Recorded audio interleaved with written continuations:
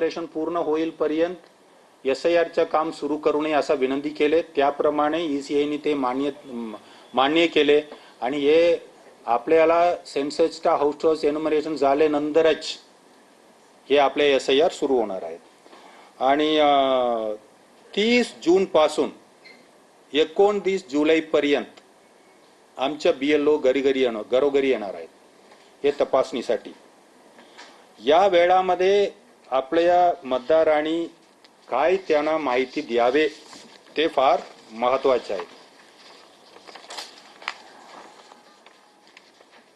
मी सांगितल्याप्रमाणे आपल्याला असलेली माहिती बरोबर आहे म्हणून सांगणे आणि absent, shifted, dead and duplicate बाबत माहिती असेल तर सांगणे।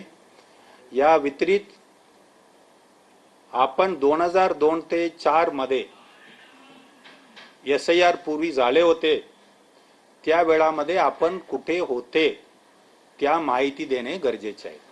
त्याला आपण मॅपिंग म्हणतो। त्या काम इंटरनली आम्ही 2 महिन्यापासून करत आहे।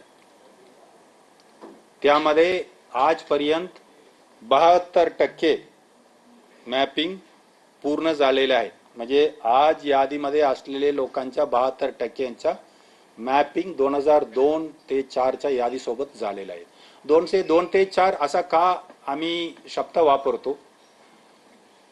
सर्वांनी लक्ष ठेवावे की आपण आज कुठेही मतदार असेल तर महाराष्ट्रामध्ये 2002, 3, 4 मध्ये तुम्ही कुठेही असेल तर किंवा तुमच्या आई वडील देशामध्ये कुठेही असेल तर चालते।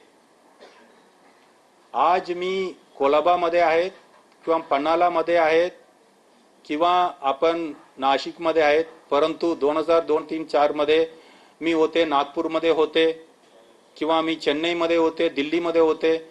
देशामध्ये कुठेही असेल तर चालते।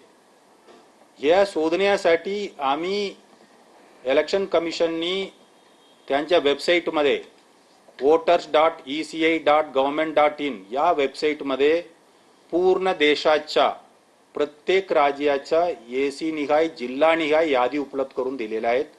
आपण पाहू शकतात आणि तिथे आपण राज्य, जिल्हा, AC निवडले।